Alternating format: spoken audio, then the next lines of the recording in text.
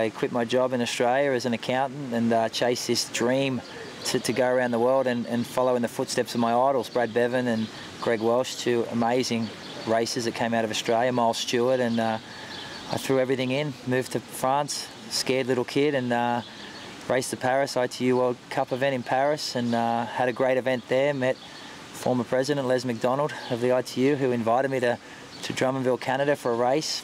I thought, why not? I may as well go, and the following weekend I won my first World Cup event against idols, and it was quite a bizarre feeling because you don't know how to act or behave, and it was like this. I just landed on the circuit. Next thing I knew, I was a World Cup racer and on the world circuit. I grew up as a runner, grew up in Sydney, Australia, a very good runner, best in my country as a junior, and took a running scholarship at the University of New South Wales. Ironically, a couple of years older than Simon Whitfield, who's a Canadian but was educated in Australia. I always say to Simon he learnt his craft in Australia. But yeah, we went to the same university, I was running there, but for me and my family, education was always first, and you know, even though I had these aspirations and dreams of chasing this triathlon circuit around the world, my father always kept it in check and said, hey, school first, get a job. And I did a Junior World Championships in Manchester, England. I finished 4th there, and but it was home, college, work, and magazines, really. I used to just follow the magazines back in the day, pre-internet, which for many of the guys racing today, they probably can't even imagine that, but it was all magazines and dreams. Well, I think as Australians, people who have travelled, and you know, Australians love to travel. You tend to see us all around the world. We're so far away from the rest of the world geographically that we have this desire, this urge to get out just for a little bit. And you know, the Australian triathlon scene, we had such great role models to look up to. So it was very real.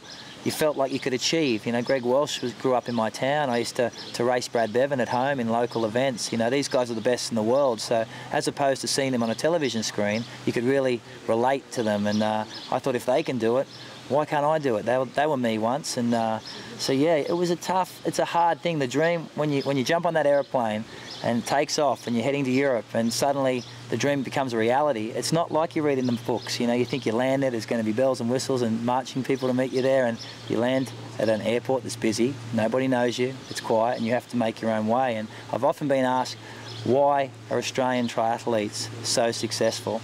And I think it's that exact reason, that we have to leave home to be good. So when things go south, when things aren't going well, you have to regroup and get it back together. And the ones who go home don't make it, but the ones who survive that racing are hardened professionals. And I think that's testament to these awesome athletes Australia's produced in this sport. I think still to this day, I've done a lot in my career, Ironman racing, and a lot of events. That's my greatest, most fondest memory from the sport. Your first world title's always special. I was just on 24 years of age. My mother and father got to see me compete, and I'd been 2 years on the circuit, and it was pre-Sydney Olympics. Triathlon was to make its debut in Sydney. I'm a Sydney boy.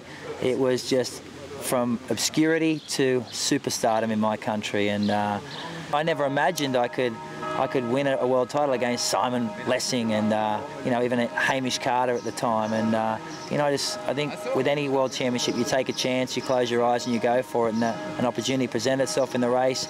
I attacked on the run and I ran scared. And you know, I looked up at the screen with 5 kilometres to go. I had 15 seconds on Hamish Carter, Simon Lessing, and thought this is possible. And you know, I don't remember much of the last 2 kilometres, but I tell you what, I do remember rounding that finish line with ITU World Championships, Perth, Australia, 1997, 60,000 people screaming, Aussie, Aussie, Aussie. It still gives me goosebumps. And my mother was in tears, and you know, it's one of the fondest memories I have of my mother. She passed away a couple of years after that. My mother not believing that her son was about to be a world champion. And for me, it was great for me to say, Dad, I did the right thing. You know, I left my job and I told you this is what it's all about. And it really was the coming of age within my family that, okay, the boy's grown up. That period after, you know, prior to the Sydney Olympics, you know, Australian men and women were, if you look at that era, it's really the golden era of Australian triathlon on the men's and women's side. We had phenomenal depth in the women. You know, you look at the 99 World Championships there, I think we took the top 5 places in the women. Our men were, you know, 5 of our men were in the top 10 or 11 in the world. It was incredible depth, and it was really driven by this push towards the Sydney Olympics. And it's amazing what Olympics do to a country, and you're seeing that now in this current breed with the Brownleys and that with England and the success they're having as a nation. But it was great to be a part of that. It was very tense to be amongst it. It's good to reflect now and look back at that time, because at the time it was all-encompassing. You know, and for a young guy, young world champion, it was a lot of pressure to deal with, and it was very interesting times, very, very interesting times. Well, the biggest change, you know, after missing the team, I really contemplated retirement. You know, that announcement was made, you're no longer on the team, you're a reserve. And I thought, what do I do now? Like, this is all I've known. I grew up on the World Cup circuit. I'd done 50 World Cup races. I'd been successful. I didn't know what to do. And yeah, I thought, well, my life's over. And I met an amazing woman during that period of time, who's now my wife. And she basically slapped me around and said, snap out of it, you know, like, you're a great athlete. There's other events. Why don't we go somewhere else and be your own person? So I moved to the United States and really rediscovered my passion for the sport, where I came from as a junior prior to my World Cup racing, these mass starts, 2,000 people at events. And yeah, I really found my feet again, and American racing really suited my style. And I was very, very successful for a couple of years there. And you know, I went back to the World Cup racing 2001. I won the Kitzbühel Games, and I won another World Cup. I had a couple of sprints with Simon Whitfield in Toronto, and I crashed out at the World Championships. But I still saw myself as a short course racer, and we're very focused on Athens. And I felt that I wanted to sit down with my federation and say, hey, give me the chance to prepare for Athens and I'll deliver. You look at the teams that are successful, we need some time. And at that time, a lot of the other Australians had sort of dropped off and we didn't have the depth. Robbo had come along, great athlete, and they weren't prepared to do that. And I was at a crossroads. They said, look, you have to follow the system again. I didn't really want to throw everything into that basket and be disappointed. I'd really started to move in a different direction in the States. And you know, I thought my last event would be the Commonwealth Games. I did the Commonwealth Games Manchester, England, and that was my last World Cup race until now. And so 2002, I moved across to long course racing, made a debut at Ironman Australia. I beat Peter Reid and Thomas Hellriegel, two Ironman legends, and I thought, well, there's some ability here. Hawaii's a massive event. I'll go and win that. And in the perfect world, I figured I'd win Ironman Hawaii before Athens and be able to come back and try and win Athens, but things don't turn out like that. It's a very, very difficult event, and it took me a long time to master, and you know, ultimately went on to be very, very successful there. But it's there's definitely no regrets at all. I think I've loved what the sport's given me, both on the ITU stage and on the Ironman stage. And you know, I often feel around the world there's this drive for people to pick a side. Oh, you're going back to ITU racing, why they're drafting? I have only fond memories of this style of racing, and I'm still a fan. I still tune in to, you know, triathlon.org and watch the races, you know, and Alistair Brownlee and Javier Gomez, and still to see Simon Whitfield pick up a silver medal in Beijing. I was jumping around my living room excited, you know. I'm a fan, and you know, Ironman racing is a different sport, and I have the same passion for that. I think I'm passionate about our sport, passionate about multi-sport. I didn't realise that until Hamish told me about 18 months after the event. He's like, you know, you should have gone to Athens. It's one course that would have really suited your strengths and weaknesses, and I think you could have been very successful and medalled there. I'm like, oh, thanks for telling me now. But, you know, you live with your decisions, and I own them, and I don't feel, you know, I was a fan. And when I was comfortable with that I'd walked away from ITU racing, I was comfortable with that decision. So I wasn't bitter in any way, shape or form. So I could sit back and watch Hamish and be enthralled by the sport. And I've felt that way since. And you know, there is no regrets. There's you know, I think if you have those regrets, you're gonna question the end of your career. And I don't, because I had to make the team for a start, and I had to perform on that day. And they're two massively difficult things to do. And Hamish Carter's a champion athlete, and could I have been successful there? No one will ever know. So why even ponder it? So it's you know, I'm content. Well, I think to be here at 38, you need to love the sport first, you know, and I've met a lot of guys who are exceptional athletes who did it because they were exceptional athletes, and when the first hurdle comes about, they're gone. And I love triathlon. I chose it as a sport. I picked it, and I played it because it was a sport for me. So that was key to longevity. But for me, I've always been very hard on myself, or expected a lot of myself, and I've been vocal about that. And I was quite taken back when I used to state at events, I'm here to win. You know, I've come here, how do you think you'll go? Well, I'm here to win. And people would be so rubbed by that, and especially in the United States, they were like, what's this kid's arrogance? And but I expected so much from myself. I'd been on the cutthroat World Cup circuit. I was racing, as far as I was concerned, the greatest athletes on the planet. I've turned up to the United States, and at that point in time, it was me, Greg Bennett, Craig Walton, and a group of guys I knew, and we were decimating these fields. And I'd turn up to press conferences and say, well, I know these guys, I don't know them, and I know these guys are good, and I think we're going to win. And we did. And, you know, when you start to get on a roll of when I run 32 races from 32 starts over there, it fed itself, and people tended to have this perception of who I was without ever knowing me. And, you know, I said some funny things, and but it was just my own expectation of what I wanted from this sport, and I was very vocal about that. I wanted to win Ironman Hawaii, and I never saw how I was insulting anyone by stating my intentions. They were mine, I owned them, and people took such offence to that. 100%, 100%. I think it was a lot of the Australian character and the Americans not understanding who we were. Greg Welsh had come before me, but he was very jovial and he used to joke and have fun. I was a little bit more serious than Greg, but still had a fun side, but I was a little bit more, you know what, Greg did this, I want to emulate that, or Mark Allen did this, I want to do that or better, and they couldn't believe it, but I was like, I'm still here for fun, but you know, it was definitely an Australian thing. A lot of it was lost in translation, but I think, if anything, it's really it worked to my favour, because I was able to do these things and deliver, and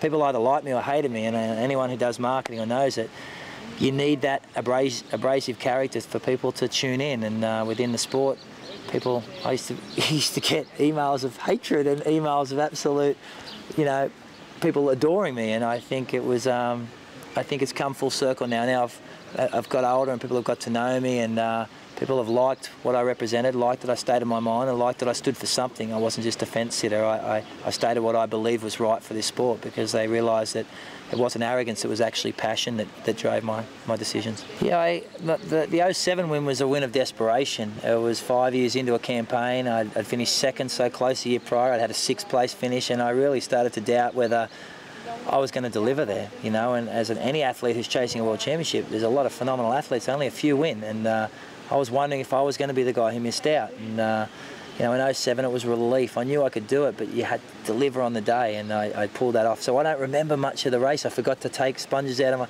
my finish line photo. Was horrific, but it was just such an emotional run. And you know, I went back the next year. I had an issue mechanically, and another Australian and Craig Alexander won, and in 09 I thought I had a brilliant race for 4th, you know, 4th at a world championship, and people were so easy quickly to dismiss. Oh, he's finished, he's gone, done. And I was like, it was amazing how you go from great to the next, to replace for the next big thing. And I felt a bit annoyed about that. I thought, you know what, anyone who's watched my career knows that I had a phenomenal day, and Ironman racing is about things falling your way at certain times, and it could have gone anyone's way today. It went Craig's way again, and in 2010, the sport, I felt a lot of the sport had really, he's too old, he's too happy, he's got his kids, he's got his life, he's had a great career, move on. I wasn't ready to do that, and I'd stated it all year that I thought I could win, and I was really a lone voice, and a lot of people were like, here's Macca again, touting what he's going to do. So 2010 was satisfying, because I'd won it again. I won it the way I said I was going to win it. I showed the weaknesses where everyone had called me out and said,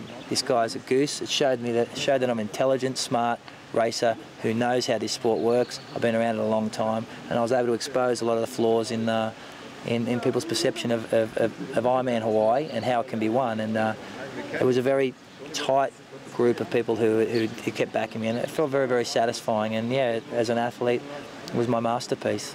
I think it was it's been understanding the sport, you know. It's understanding, it's being in amongst it. You know, Simon's brilliant at this ITU stuff because he's in amongst it. He knows how it ticks, he knows how it wins, he knows that you can be the fittest you've ever been and finish 10th, and you can get away with race wins sometimes that you don't know how you got away with. That's sport, and you know what works best for you, and you identify the strengths and weaknesses of the guys you're racing because you know them so well. So when you can pick allies and form alliances that work for all of you involved, it plays out your way. And I think it's about experience. Experience brings that, smarts bring that, and sometimes being away from it a little bit and looking in and seeing, because sometimes when you're so close to the fire, you can't see the forest for the trees. And I felt, you know, I'm in Hawaii, I've always been able to keep my distance, even though I was so in it. I've always been alienated enough and had a group of honest people around me who have been so honest with how I performed, what they think. And yeah, I saw 2010, as I said, the opportunity was there in the middle in those crosswinds, and that was the point to make the move. And I explained that a lot in my book, how we did that, how I thought it. We showed the interviews we're doing in March and April, and how we came up with those plans, and how we did it in a lot of races, how I took on Simon Lessing in '97. You know, you attack Simon out of the transition. You know, the man set the most incredible pace. And for the young guys now racing the Brownlee boys, they need to find a solution to take these guys down, because one thing's guaranteed, the London Olympics, the gun's going to go and someone's going to win a gold medal, and those two boys are setting a standard with Javier that's incredible. It's exciting to watch, and if you are an outsider looking at a gold medal, then you better be looking at those three guys and how to beat them, and maybe if it's not just you and you can use other people, then that's a solution that you need to look at addressing. My wife is calling this my midlife crisis. I'm not buying a fast car, I'm returning to the fastest, most competitive triathlon racing in the world, and it's an enormous task, and my federation's been quite clear there'll be no favouritism. They don't care about anything, they're looking at everybody on their merits. But what they did show me was that there was an opportunity for me to qualify, and it was black and white, and I have to accumulate points, I have to perform, and I sat with my family and we discussed it, and we discussed the importance of the Olympics in my life, and for an athlete who's achieved all I wanted to achieve in my sport. And to be honest, when I started triathlon, it wasn't an Olympic sport. The Olympic dream came later, but it's a dream that I wanted to accomplish, I won't lie. And seeing a good mate in Simon Whitfield win a gold and a silver, and knowing Hamish Carter, and knowing these guys, it's different from when you watched an Olympics as a kid and watched Carl Lewis and these. But to know Simon Whitfield has the same Olympic gold medal as Carl Lewis, to me is so cool, because what Carl meant to me as a kid, and to be a part of that, to bring my children to an Olympic Games, for my career to go full circle, to finish where it started. I could walk from this sport the day of that closing ceremony. It'd be a dream come true, a fairy tale. It's a process for me, and I've come to this style of racing. There's been a lot of talk, you know, amongst uninformed people. Oh, Macca's going to win. I'm like, hey man, like, I know what I'm capable of. I know that the Brownlees, Javier, the German kids, they're quicker than I was when I was at my best. But what I know I have got is I've got nothing to lose, and someone who's got nothing to lose can be very, very dangerous. And you know, I'm excited about the process. I'm excited about this journey. I'm excited that a guy who started this sport racing, Mark Allen, could end this sport racing one of the greats in the Brownlees. And you know, this weekend I'm going to enjoy it. And people have said, oh, where I think it's going to be difficult. I think it's going to be difficult when the gun goes, and it's going to be easy when I stop. It's going to be tough for me from start to finish. It's a lot more intense than intensive racing than I've done in 10 years. These guys are halfway through a season, so they're fit and ready.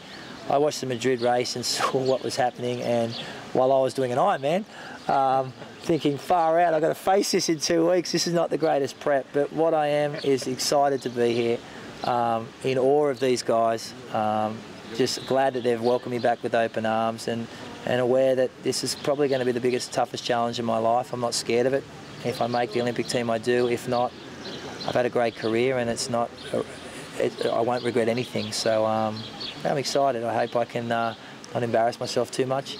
I tell you what though, if I was to go off the front, if it was to rain, and I was to go off the front and in a fairy tale and win this event, I may walk away from the sport then and there, because told you I'm the best, see you later, bye. So that better not happen, otherwise they'll have to wear that for the rest of their lives.